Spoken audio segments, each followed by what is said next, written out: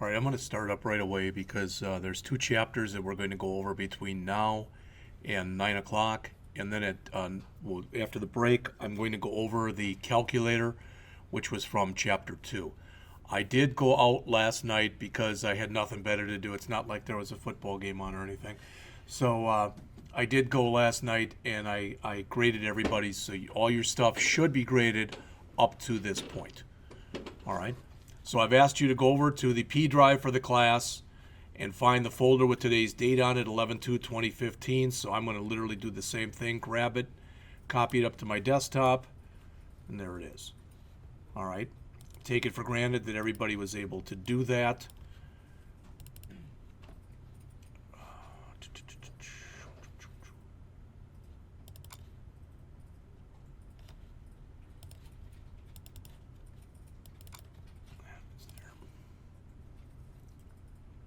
I don't remember where I put it, so.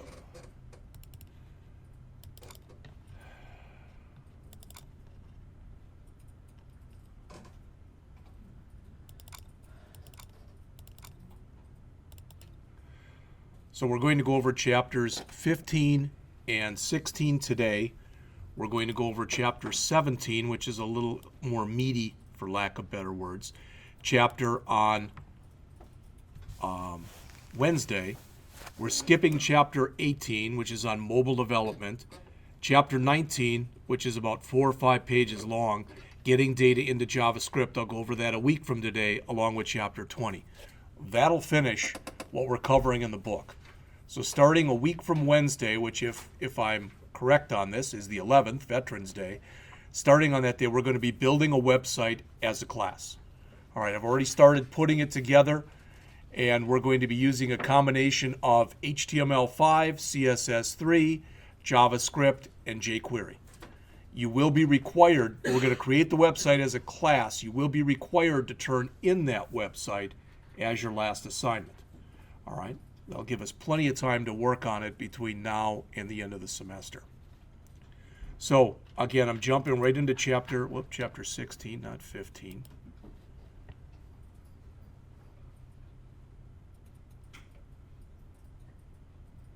These are not both working with images, I know that.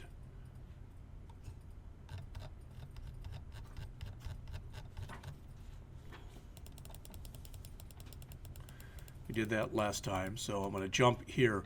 Using JavaScript with web forms. What you'll find is if you look out on that folder that I asked you to copy over, what we have are 3 things in here. These are all the stuff that they put in there from the book examples for chapter 15. These are the book examples for chapter 16. And this is the beginning of that calculator and array fund programs. All right, so that's what's out there, just so you know. All right, so again, I'm on page 283 if you are following along.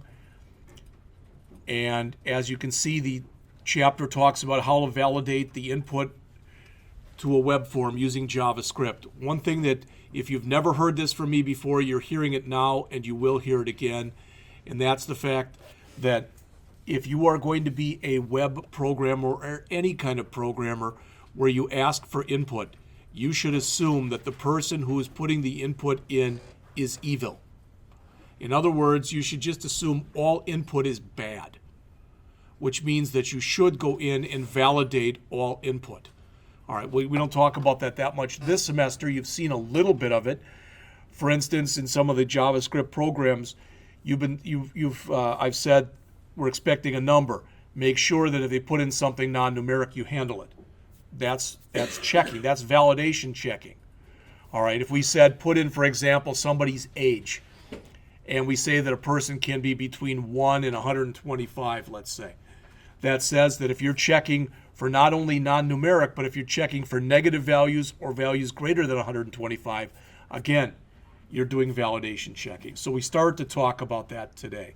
We talk about some of the things you'd put into a form, such as radio buttons, select boxes, check buttons, etc.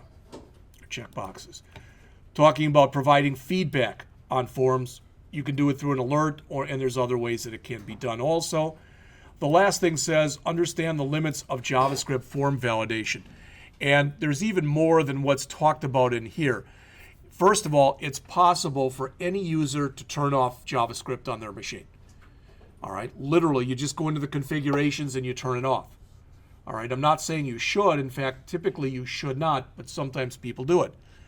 Secondly, it's possible to spoof the system. And when I say spoof, it means trick. And what I'm saying is it's possible for a person to even have JavaScript up and running and to confuse the system into thinking that something that it allowed to go through was okay when indeed it wasn't. The reason I'm telling you that is if I've got a form that I'm creating for my website, and that form, when I click a submit button, it's supposed to go out to a server someplace. Maybe register me for an account someplace, for an example. Well, typically I'm going to run two sets of validation checks. First, I'm going to run all my validation checks on the client, right, using JavaScript. So if it said, give me your name, and I don't give a name, it can give me an error message, etc. The reason that I want to do that and I want to validate it on the client side is why send it over to the server, which already has a lot of work to do, where there could be garbage on it, and then it just got to send it back to the client again. You don't want to do that. So typically you write a whole set of validation routines for all of your form fields, and you write them on the client. Then you send it to the server. And believe it or not, you run those same sets of validations again on the server, just in case either the user is turned off JavaScript or in case they're able to spoof somehow. All right, so we'll talk about that. All right, for a long time, JavaScript, all right, for a long, long time, it was used to do basically validate web forms. All right. Think about it. There's really about 4 or 5 ways that you can validate a form. First way is the not validated at all. So it's what I call the ostrich method. In other words, you just hope that the person filling in the stuff knows what they're doing. That's typically about the worst way you can do things. Okay? The second way, and this is pretty new with HTML5, HTML5 has got a lot of very simple checks you can put in.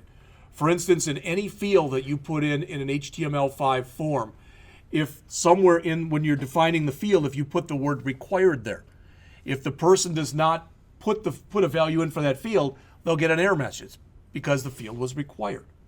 All right. Another way that you can validate it is to use just straight JavaScript. All right. Another way you can do it is to use just straight jQuery. And finally, another way you can validate it is to use a server-side language like PHP or ASP.NET. We don't get into that stuff till the second year of the program. All right, but you'll look at all the other ones starting really now. All right, as the author mentions, prior to JavaScript, you had to send everything to the server, and that was called server-side validation. But with JavaScript, you can do client-side validation. It's important to realize, as mentioned right here, it says, when using JavaScript, you must perform server-side validation. In other words, just because you're doing it on the client doesn't mean you stop doing it on the server. You still do it on the server. All right?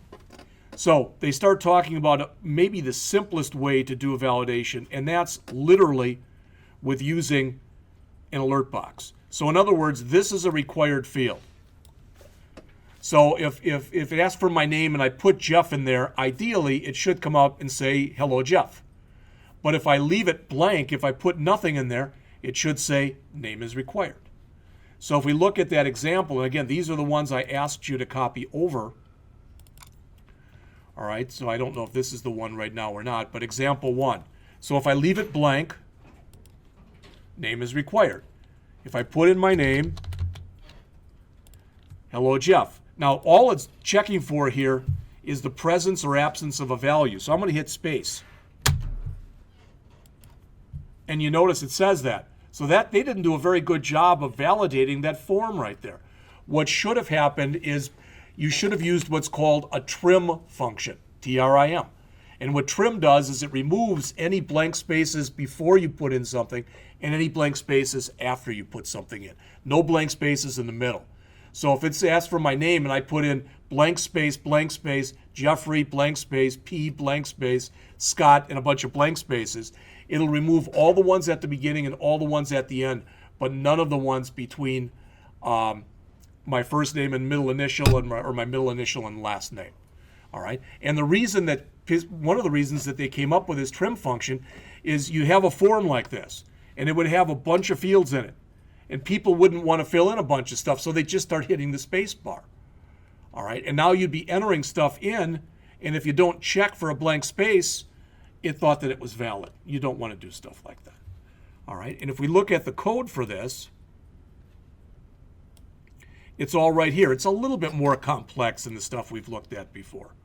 But all it's saying is basically, if the length of that field is equal to 0, give me an alert, all right, and have that alert say, name is required. All right. Otherwise, come down here and say hello followed by that. And the stuff that's down here, you don't have to worry about it. It's just they're checking whether you're using an older version of IE or not using an older version of IE. We talked about that in the last chapter. All right, so there's some stuff in here we haven't talked about in a lot of depth and breadth of coverage, but the bottom line is all they're checking for is, did you put something in the field? And if you put something in the field, it's going to say hello followed by whatever you put in the field. All right? So if you want a better explanation than the one I gave you, you can take a look at what the author has here on pages 258 and 259. All right. He also mentions here on page 260, he says, hey, just so you know, it says the return value there is important. Typically, when you write some kind of a function and you return true, that means everything worked the way that it should. But if you return false, in this case, you want the browser to halt the form submission process. In other words, if I click a submit button, and with that submit button, let's say it's supposed to do is it's supposed to bring up some kind of a file. Maybe it's thankyou.php. So you ask a person to put in their first name, their last name, and their email address to register for something. You click a submit button, all right? And it brings up a thank you that says thank you followed by whatever name you put in, you are now registered.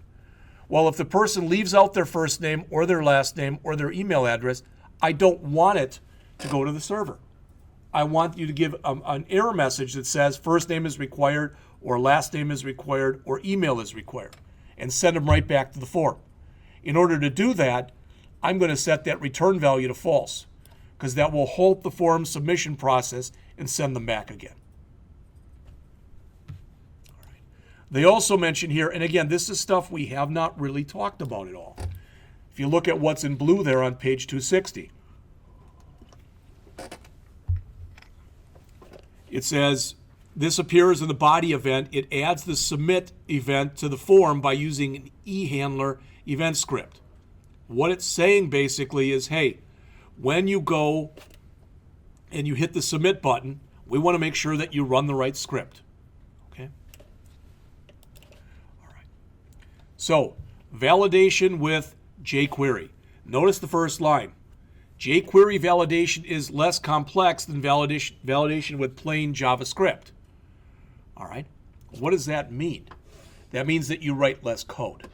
When you first do it once or twice, it may seem like it's more complex to do it with jQuery because the code looks a little bit funkier. When we do this, this is some of the stuff I've already started writing. What we're going to have is we're going to have a web page. And on that web page, there's going to be some kind of a logo up here. I don't know what it is, but some kind of a logo. Then we're going to have a bunch of different options here. We're going to have a menu right here. And it'll say stuff like event handling, forms, and a bunch of other stuff. I'm not sure yet. I haven't figured all of it out yet. But when we go to forms, it'll say, there'll be some stuff underneath it. It'll say no validation, JavaScript validation, jQuery validation 1, jQuery validation 2, and what I should have put up there is HTML5 validation. So in other words, we're going to have the same form we're going to write. We're going to validate it about 4 or 5 times, maybe even 6 times. So you can see the differences in between those. All right. So you'll be able to take your mouse, put it over here, highlight any one of these, and it'll bring up a different file every time. Okay. And notice I've got jQuery Validation 1 and jQuery Validation 2. Well, this is how you can validate what's in a form in jQuery, so we'll use that one. But there's also something that's known, and this is one of the things that we're going to go over on Wednesday, is jQuery has what are called plugins, which are basically pre-written bits of code that you can go and add into your program and use as you need to. And you're going to see about a half dozen to a dozen of those on Wednesday. All right.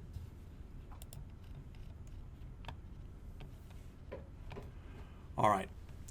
Forms can have all sorts of stuff on them. I don't know why, but for whatever reason, this guy seems to have a fixation on stars. So he's got a drop-down list here, and it's got a bunch of different stars in it right there. So in other words, that stuff that you see in blue there, when you click the down arrow, that's what it's going to show. All right, those different star constellations. And hopefully, if you have it with me, hopefully I said it. If you have it with Jim, hopefully Jim said it. But I want you to realize something. The important part of what you see in this line right here is it's what comes after the word value. Because quite often, what's going to happen with the stuff that's in here in this drop-down list, all right, that stuff is going to go into a database. And what's going to go into the database is going to be what's after value. You'll notice that here they've got Aquila, or however you pronounce that, and then they've got it here. But think about it when you have states. In other words, if you've got all 50 states, this will oftentimes say here AL and then Alabama. So what you'll show the user is the word Alabama. What you'll actually put into the database is AL. So they don't have to be the same thing, is what I'm telling you. Quite often they are, but there's no reason that they have to be the same thing. All right. So what the author says here, the one that you end up choosing will be this. Document.forms starform.startype.value. Well, where do you get all that stuff? That's all in here. Star form, star type, and what you see under all of these, those are the values. So that's one way that you can reference this stuff. And basically, he's including everything in here. All right, he's being about as literal as you can be when he talks about something like this. You already start to see, if you look on 262 here, that if you look at that, what's right there, as opposed to what's down below it, the jQuery, you'll notice it, for lack of better words, there's less typing right here. All right. And what he does then is he just prints out an alert that shows whatever one you chose. So I don't know which one this is. So let's see. Select box. Select the constellation. Gemini. And it shows. Now he's not, again, the program itself is not that important, but it's what he's doing and what he's trying to show you here that is important.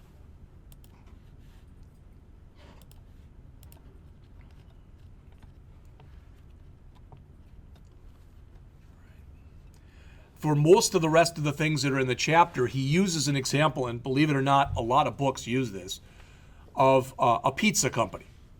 Why? Well, when you start to think about it, you think about everything that you can possibly put on a pizza, for example, there's a lot of stuff. So if I start to look at it here, pizza checkbox. So if I select, let's just say, these three things, and I click that, you can see what I've selected. Checkboxes are good things to use in here because you can have any combination of them turned on and turned off. All right. So in other words, if I left it all off, looks like the pizza won't have anything on it. Maybe it's just a cheese pizza or whatever. But I can also highlight everything or any combination in between there to show that. All right. So what he's showing next in here is how to start to incorporate the stuff that's in a checkbox.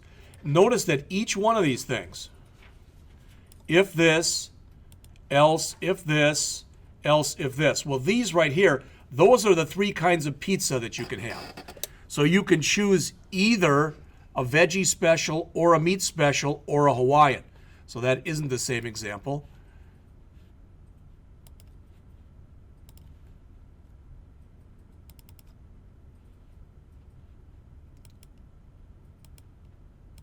Again, hopefully it's pretty obvious there what's happening. But with these, only one of these can be chosen. I can have a veggie special, or I can have a meat special, or I can have a Hawaiian. All right? So if you're working with buttons, be they regular buttons or whatever, what he's saying in here is, in this example, it can only be one of these. And the reason I'm telling you this is he can use an if and an if else there. An if, an else if, etc. You can use that. But if you're using checkboxes, you can't use an if followed by an else if followed by an else if, etc. You've got to have just ifs for each one of those, because they can choose those in any combination and anything can be selected or not selected. So here's the code. And you'll notice he's using jQuery here.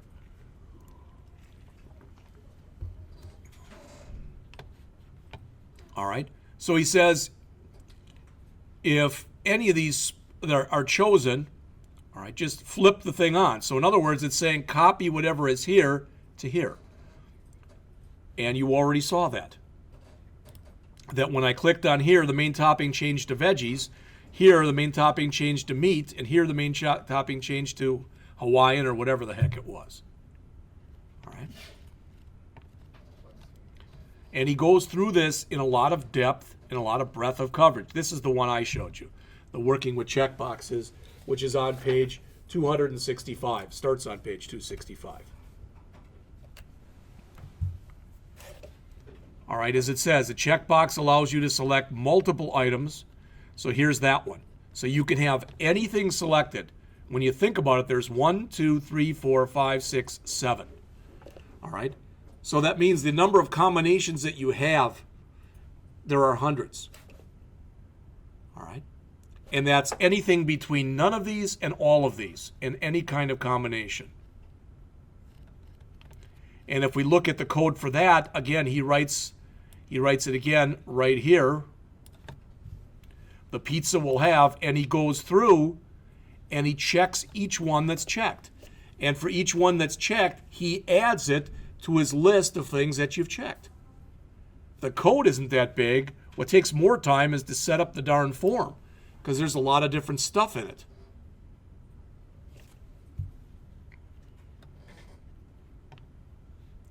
All right, and this is actually calling the stuff that you saw up there.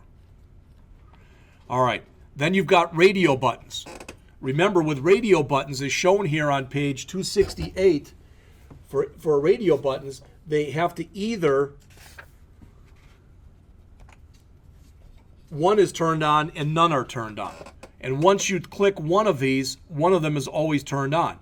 But it makes sense to do it in this example because it says you can have either a regular crust or a deep dish crust or a thin crust, but you can't have any combination. A lot of times when you have things like this, what you'll do is you'll set one on by default. Back in the days before HTML5, to show that this one was checked, you had to say checked equals checked. Sounded weird, but you had to put all that. Now with HTML5, all you have to do is say the word checked. All right, and only one can be checked by default at a time. So again, he's building the form here. All right, and that's what he's doing here is he's appending onto the list of toppings you want the type of crust that you're looking for. All right. All right, so next he talks about pre-validating form data. And again, not that big a thing as far as the amount of text and the amount of code it takes, but an important type of thing. It says JavaScript is frequently used to validate that a given form is filled in correctly. We've seen examples of this already. All right. And as it says, don't ever feel like, well, we've already validated it. We'll validate it on the server, so we don't have to worry about validating with JavaScript. That's just foolish. That's a waste of the server's time. All right. Not a great example, but I think of one that my middle daughter is 24. And about 2 months ago, she went with my wife up to visit my mother-in-law, who's up near Wausau. She likes to gamble. All right, so they took her out to whatever the thing is around there in Phillips, Wisconsin. I think some bingo hall or something. And they got there, and my daughter forgot her ID. So she got all the way there so she could sit there for 2 hours in the car while the two of them gambled. But it would be almost as if she went by herself, if she had went there and they said, "Can I see your ID?" and she goes, "Oh, I don't have it." "Well, I'm sorry, then we can't let you in." So she had to go home again. All right. In much the same way, why would you send something over to the server and just validate it there where it could be bad, so to speak, just so you can send it back to the client again? That's a waste of processing time for the server. So you don't do that. The bottom line, as the author says, you can and should always use JavaScript for pre-validation. All right. You're just trying to make it as simple as you possibly can. All right. It says this section looks at some ways to use JavaScript for pre-validation, but to frame it, it says first let's talk about what the problem is of only using JavaScript. All right. In this example that's called hacking JavaScript validation, the example he gives is just stupid, okay? Because what he imagines is you've got something where you're selling blades of grass. Now, again, why would you want to do that? I don't have a clue. But he says, and then of course, if you're going to sell blades of grass, you might as well make it $100 per blade. All right. So what he's saying there is the limit to order is 3. So you should be able to order either 0 blades if you don't want any, 1 blade for $100, 2 blades for $200, or 3 blades for $300. And if you try any more than 3, it shouldn't be allowed. All right. So he comes in and he says, here's the HTML and the JavaScript to produce the page.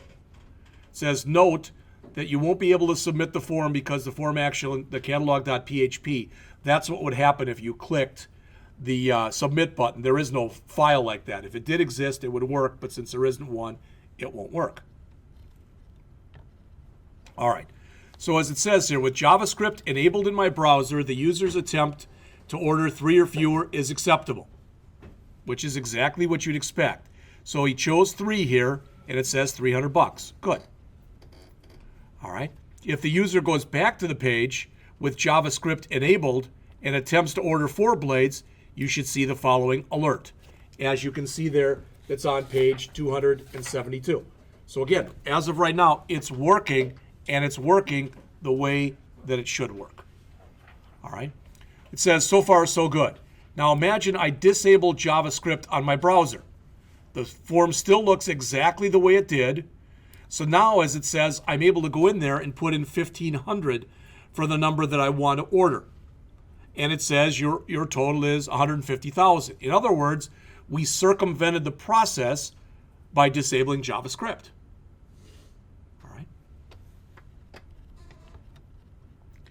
And as he says here on page 273, because of the fact that there is no validation that you've done on the server side, that input was valid. So it will be processed. All right. And I mean, think about that. That might not sound like a big thing, but let's assume, for example, that this is for a sporting event and you want to allow people in and they can buy between 1 and 3 tickets. All right. Now, if you don't have any server-side validation and I disable my client, let's say that I work for StubHub. So now I put in there 1,500 because I want 1,500 tickets. Now, according to this, I'm able to buy them. All right. So as it says, you might be tempted to solve this problem by requiring that all visitors have JavaScript enabled. All right. And you can attempt to see if it's enabled, but you might be wrong. And again, the user can circumvent this. So the only correct way, as the author says in here, is to validate and enforce valid rules on the server side and on the client side. All right. I don't even know on here, I haven't checked this year, but I know last year, if students came in on the, not on the virtual desktop, but on the regular desktop, you weren't even able to go in and turn off JavaScript. It was locked down by IT so that you couldn't. Now, can you do it on your virtual desktop? I have not tried. Okay. All right. Next, they go into validating a text field here on the bottom of page 273. The author says at the beginning of the example, you saw one example of how to validate a text field. If it wasn't filled in, it disappeared. All right. It says in this section, you see how to provide feedback rather than using an alert. All right. So in other words, what they're going to say in here, if you attempt to do this, rather than just coming up with an alert box, what you're going to do is you're going to change the color on the actual form field itself. And maybe you've seen this before. A lot of times what people do is they use CSS, so that if you don't fill out a form field or you fill it out incorrectly, you get a red error message off to the side, that type of thing. We're going to do some of that when we work on the website.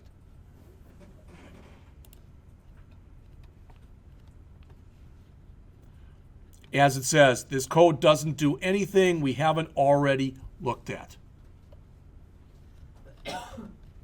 So notice what happens when you run it. You can see it on the screen here, and it's also shown on page 275 in the book. All right. Now, I would suggest, and hopefully you know this, they have exercises here at the end of each chapter. I haven't assigned any of them. I haven't gone through any of them.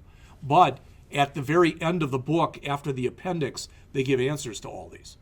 So if you wanted to try these to see whether or not you understood the stuff that they're talking about, you could always go and look back at that if you had questions or concerns. So again, in this case, if you put 4 in there, which is too many, you can see what happens as you get that message. He used gray. Again, as I mentioned, quite often it's put in red or red bold just so it stands out. All right. So that's it for chapter 15. Now I'm going to stop the tape and start it up again right away because I want to finish and have each one on its own tape. Question? Can you, if JavaScript is disabled, can you have the form disabled in your code? Can you disable a form? You probably could. Yeah, I'm sure there is an enabled property. So I would think that you probably could, yeah. I mean, I don't know why you couldn't. Let's put it that way.